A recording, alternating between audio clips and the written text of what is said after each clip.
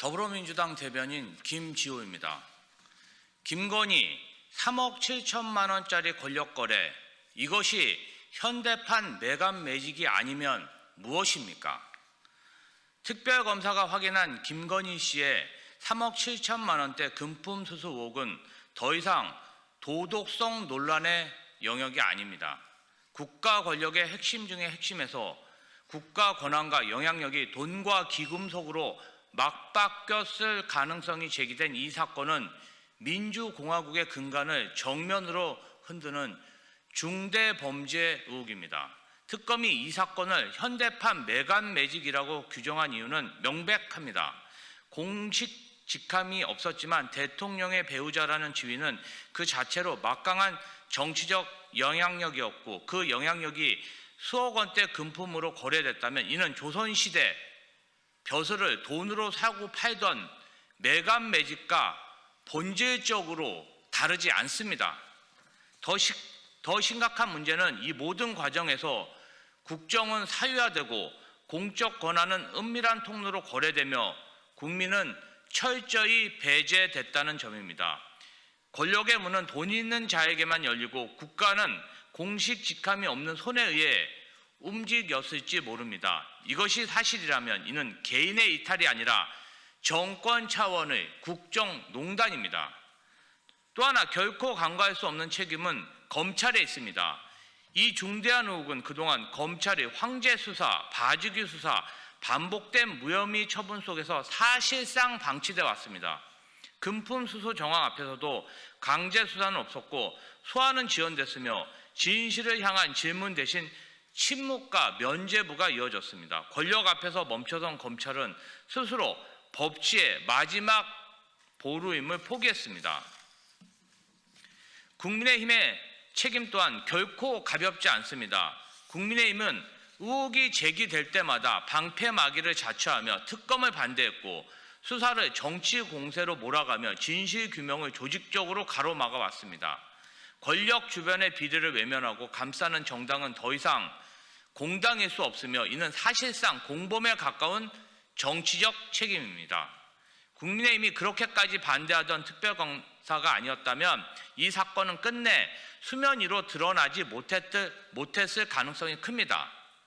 특검이 아니었다면 김건희 씨는 이러한 중대한 범죄 의혹을 안고도 아무런 제재 없이 떵떵거리며 살아갔을 것이고 권력은 또다시 스스로에게 면죄부를 주었을 것입니다. 결국 특검 반대는 정치 공세 차단이 아니라 진실 차단이었음이 분명해졌습니다. 이제 필요한 것은 말이 아니라 재판을 통한 엄정한 진상규명과 단죄입니다. 법 앞에 예외는 없어야 하며 대통령의 배우자라고 해서 성역이 될 수 없습니다. 혐의가 있다면 법정에서 가리고 책임이 있다면 반드시 처벌받아야 합니다. 아울러 이번 사건은 빙산의 일각의 가능성을 배제할 수 없습니다. 김건희 씨를 둘러싼 각종 청탁, 인사 개입, 권력형 비리 의혹 전반, 즉 매감 매직의 여제 전부를 포괄적으로 규명하기 위한 종합특검 도입이 반드시 필요합니다. 쪼개기 수사, 선택적 수사로는 결코 진실에 다가갈 수 없습니다. 무너진 공정과 상식, 훼손된 민주주의를 회복하는 길은 단 하나입니다. 모든 의혹을 투명하게 밝히고 책임자를 법의 심판대에 세우는 것, 그리고 다시는 권력이 돈과 거래되지 않는 나라를 만드는 것입니다. 국민은 끝까지 지켜보고 있습니다. 한국 연간 수출 7천억 달러 첫 돌파, 위기 속에서 국민과 정부가 함께 이뤄낸 값진 성과를 환영합니다. 대한민국이 연간 수출 7천억 달러를 사상 처음으로 돌파하며 세계 6번째 수출 강국에 이름을 올렸습니다. 글로벌 경기 둔화, 지정학적 불확실성, 보호무역 강화라는 녹록치 않은 대외 여건 속에서 이뤄낸 성과라는 점에서 그 의미는 더욱 큽니다. 이번 수출 기록은 특정 산업이나 일시적 호황의 결과가 아니라 반도체, 자동차, 2차 전지, 조선 바이오 등 우리 산업 전반의 경쟁력과 수출 구조 다변화가 함께 만들어낸 성과입니다.